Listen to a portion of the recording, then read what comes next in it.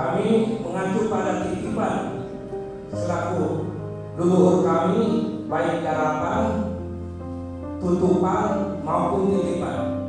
Cuma selama ini banyak yang dikorbankan, bahkan ada yang dikorbankan oleh pihak leluhur tadi.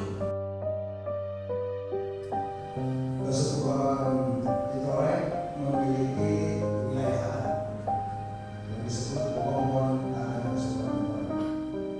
Wongkon Citorek ini dengan luas wilayah kurang lebih 7.400 meter. Ini wilayahnya di Nyaman Kautanan sampai ke Taman Nasional. Kami nyampe-nyampekan asal usul kami. Terus keinginan kami cukup simpel, ingin dikembalikan hak atas tanah adat kami, atau minta payungku dari pemerintah setempat tentang hak atas tanah adat. Di situ adalah salah satu pemohon uji materi kembali PMK,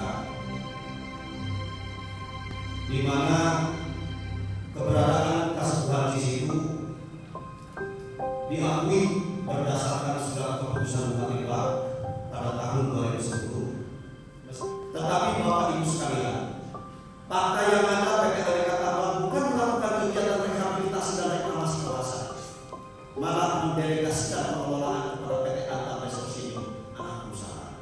Semakin saya garakan alih dari penumpang ini ke Taman Nasional supaya ini berdakan lah, sebab masyarakat garakan masyarakat wes patumpang pilih ke Taman Nasional. Sedangkan mayoritas mata pencaharian di kami itu tergantung pada ekonomi dan tergantung pada kaum laki-laki. Masyarakat Cirompang, pertanian yang lahan pertanian tersebut sebagian besar di kawasan Klim TN. Berbagai hal konflik yang ada di Kasepuhan Pamekaran, bila wali kita berpindahannya dari perhutani ke Taman Nasional. Dan di sini di tengah-tengah ini sudah mempunyai SPT di sini. Itu teman-teman dari Kalapan memperjuangkan menjadikan itu rekomendasi kita juga kawasan menjadi tidak ada ini. Betul di Perda nomor 22 tahun 2012 dan pertanian kemudian gimana? Salah satunya adalah eksekutif dan administratif.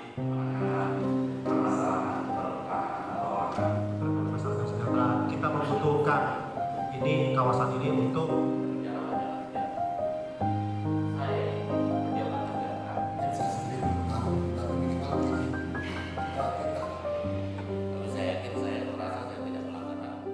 Kekhasan dari proses hari ini adalah kelima kelompok masyarakat umum adat di Kasepuhan ini mempunyai problem yang sama, yaitu mereka mempunyai permasalahan dan bahkan menghadapi satu konflik yang sudah terjadi dan mungkin terjadi dengan Taman Nasional. Mengapa? Adalah disebabkan karena tumpang tindihnya wilayah yang diklaim oleh Taman Nasional dan wilayah adat yang diklaim oleh masyarakat adat yang bersangkutan. Mengapa sampai tumpang tindih? Adalah karena ketiadaan peraturan perundangan, khususnya Perda, yang menetapkan tidak saja pengukuhan keberadaan masyarakat hukum adat yang bersangkutan, beserta wilayah adatnya masing-masing. Inilah sebab utama dari terjadinya konflik dan masalah yang sudah timbul sejak 1992. Menurut kami hal yang paling menarik dari dengar keterangan umum di wilayah Jawa ini di Lebak ya. Yang pertama bahwa pemerintah daerah mengakui keberadaan dari Kasepuhan sebagai masyarakat adat. Itu terlihat, jadi ada SK Bupati, ada Perda, walau ada juga Kasepuhan yang belum diakui. Itu yang kita dorong tadi untuk ada segera Perda pengakuan untuk itu. Itu yang menarik saya pikir, karena di 3 region lain itu kita belum temukan. Secara umum terjadi bahwa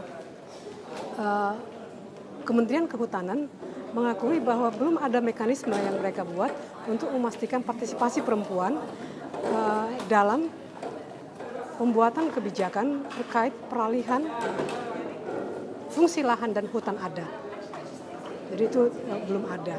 Sehingga perempuan kerap tidak mengetahui apa yang terjadi terhadap lahan dan hutan adat mereka. Padahal seperti yang kita ketahui dalam masyarakat adat, kehidupan perempuan itu tidak bisa dipisahkan dari lahan dan hutan. Tadi juga terlihat bahwa mereka mengambil kayu bakar dari sana, mengambil bahan pangan dari sana, obat-obatan dari sana. Karena mereka tidak dilibatkan, jadi mereka nggak tahu sebetulnya mau apa di sana. Tiba-tiba aja ada perangan. Temuan yang paling penting, Pemkab di kedua kabupaten memiliki komitmen kuat untuk mengeluarkan regulasi yang mengakui dan menghormati keberadaan mereka serta wilayah adatnya. Temuan penting lainnya adalah ketidaktahuan atau ketidakmautahuan dari kalangan Pemkab maupun Taman Nasional tentang sejarah panjang dari relasi penetapan kawasan hutan dan masyarakat Kasepuhan di Lebak dan Sukabumi, yang kemudian memunculkan hanya kebijakan-kebijakan yang parsial awalnya ya. Tapi syukurlah udah ada komitmen untuk mengoreksi itu. Kalau ke pemerintah pusat, Kementerian Kehutanan, rekomendasi saya ada satu upaya merevisi Undang-Undang 590 tentang konservasi sumber daya alam hayati yang belum didasarkan pada konservasi berbasis rakyat. Karena temuan kita di sini maupun di daerah-daerah lain tidak ada taman nasional yang tidak ada manusia di dalamnya.